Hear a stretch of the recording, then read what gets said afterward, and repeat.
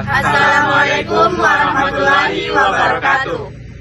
Pada kesempatan kali ini kami ingin menayangkan legenda Putri Kemarau dengan saya sendiri Sahwa Zahra sebagai narator. Saya Nabila Najwa Junaid sebagai peramal ketiga.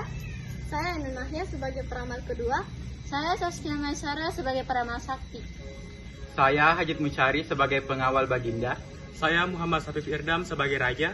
Saya Nasana Inaya sebagai Putri Kemarau. Saya Ara Puspita sebagai rakyat kedua. Saya Fitriani sebagai rakyat pertama. Saya Nila Syatil sebagai rakyat ketiga. Selamat menyaksikan.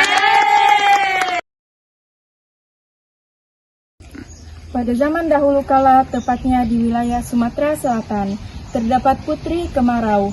Nama asli putri tersebut adalah Putri Julitani. Dia disebut Putri Kemarau karena lahir pada musim kemarau. Sayangnya, ibundanya sudah meninggal dunia sehingga ia menjadi putri sematawayang sang raja. Raja tersebut adalah raja yang bijaksana. Negeri yang dipimpinnya begitu tentram dan makmur. Namun, pada suatu ketika negeri tersebut dilanda musim kemarau yang begitu panjang. Bagaimana ini? Apakah kau sudah mengamati kondisi negara beberapa bulan ini? Ya, negara ini tampak begitu menyedihkan. Ada banyak rakyat yang mengeluhkan tentang musim kemarau ini. Mereka kekurangan air. Tidakkah kau berpikir sebaiknya kita menghadap raja saja agar beliau menangani masalah ini? Ya, aku setuju. Ayo kita ke sana. Dalam perjalanan, mereka bertemu dengan rakyat yang lainnya.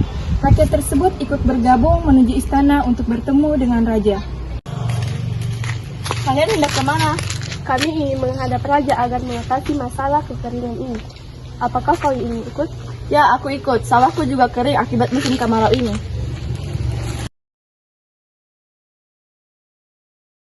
Mereka berjalan ke istana. Setibanya di istana, mereka bertemu dengan pengawal, dan pengawal tersebut mengantar mereka ke hadapan sang raja. Tunggu.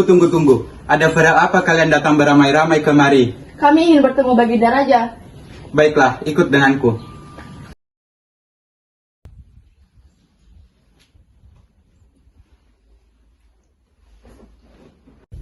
Ada perihal apa kalian datang kemari? Mohon maaf atas kedatangan kami Baginda. Maksud kami kemari ialah untuk memohon kepada Baginda menanggulangi masalah kekeringan ini yang telah melanda negeri ini. Baiklah, sebenarnya saya juga memikirkan masalah kekeringan ini. Siang ini, saya sudah memanggil para peramal untuk berkumpul di istana untuk mendiskusikan tentang masalah ini. Baiklah Baginda, kami akan menunggu kabar baik dari Paduka. Kalau begitu, kami mohon diri.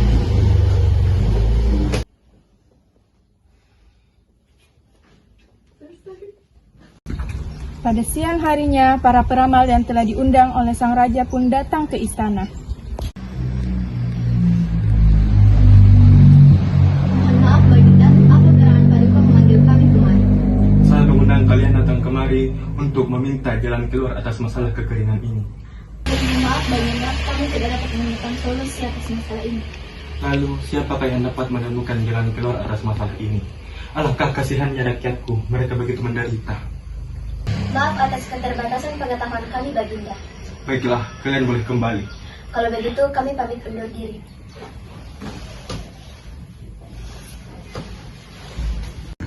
Para peramal meninggalkan kerajaan. Sementara itu, raja dan para pengawal berkumpul di ruang pertemuan. Aku merasa begitu bersalah kepada rakyatku. Aku tidak bisa menemukan jalan keluar atas masalah ini. Ampun Baginda, saya telah mengetahui tentang seorang peramal yang amat sakti. Dia berada di desa yang jauh dari kerajaan dan sangat terpencil. Benarkah? Aku harap dia bisa memberikanku jalan keluar. Pengawal, ayo kita ke sana. Baiklah Baginda. Raja segera bersiap-siap untuk menemui peramal yang dimaksud. Setelah itu, seluruh keluarga kerajaan berkumpul. Duhai anakku, ayah akan pergi ke negeri seberang. Selama kepergian ayah percayakan kerajaan ini kepadamu. Baiklah Ayah, aku akan mematuhi perintah Ayah. Raja segera berangkat meninggalkan kerajaan. Setelah beberapa lama, raja pun tiba di kediaman peramal yang dituju. Setelah mengetuk pintu beberapa kali, peramal itu membuka pintunya.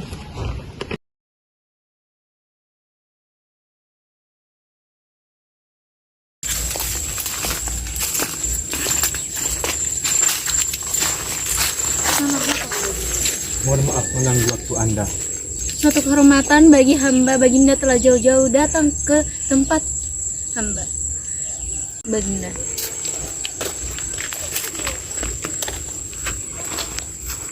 Kiranya apa yang membuat Paduka datang kemari? Wahai Tuan Paramal, negeriku tengah dilanda musim kemarau yang amat panjang. Rakyatku membutuhkan bantuan Anda. Apakah saya boleh meminta jalan keluar atas masalah tersebut? Tunggu sebentar.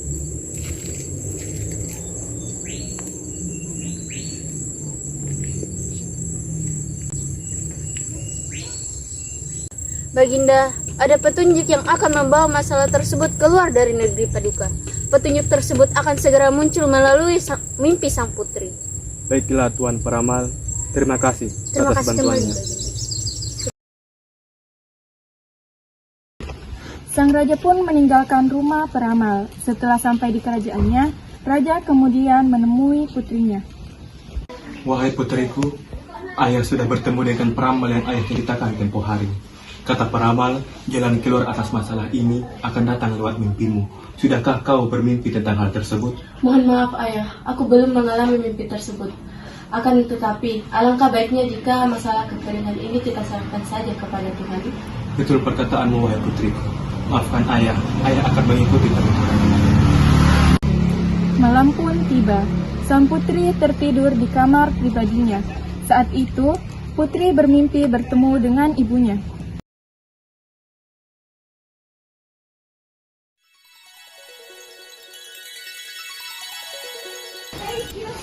Wahai putriku, apa yang dialami oleh negeri ini akan segera berakhir apabila ada seorang gadis yang mau berkorban dan menceburkan dirinya ke laut. Putri segera terbangun dari tidurnya. Raja juga masuk ke dalam kamar putri kemarau untuk menenangkannya. Ayah, Ada apa, wahai putriku? aku mendapatkan mimpi tersebut. Aku bertemu dengan ibunda. Ibunda mengatakan bahwa kesulitan yang tengah dihadapi oleh negeri ini akan segera berakhir apabila ada seorang gadis yang bersedia dan mau menceburkan dirinya ke laut. Baiklah kalau begitu, ayah akan menginformasikannya kepada rakyat kita. Ayah akan mengadakan sayembara untuk mencari gadis yang akan rela berkorban untuk kerajaan kita. Pada keesokan harinya, raja menepati ucapannya. Raja mengumpulkan rakyatnya dan bertanya siapa yang mau berkorban sesuai dengan mimpi yang dialami oleh putrinya.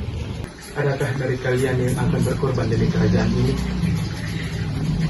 Mohon maaf ayah, saya rela mengorbankan diri demi kemakmuran seluruh rakyat yang ada di sini. Jangan anakku, engkaulah satu-satunya keluarga yang aku miliki. Engkaulah yang akan meneruskan memimpin kerajaan ini. Tidak ayah, sebaiknya saya menjadi korban. Mungkin ini takdir saya. Baiklah, nanti kita akan menuju ke tepi laut. Selanjutnya, raja, putri, serta rakyat sudah berada di tepi laut yang curam. Apakah kau yakin dengan semua ini? Iya ayah, tolong ikhlaskan pekerjaanku dan maafkan juga kesalahan.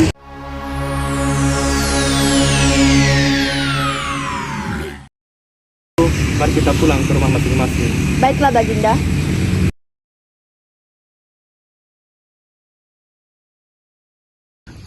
Setibanya di istana, raja pun tidur di dalam kamarnya. Kala itu, raja mendengar sebuah suara gaib. Pergilah ke tepi laut dan temui putrimu.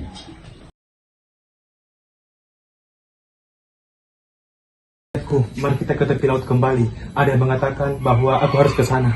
Baiklah Baginda. Raja dan rakyat menuju ke tepi laut dan menemukan putri di sana.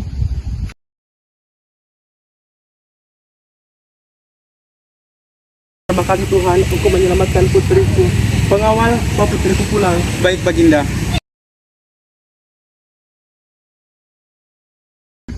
Raja sangat bersukacita dan rombongan itu pun kembali ke istana.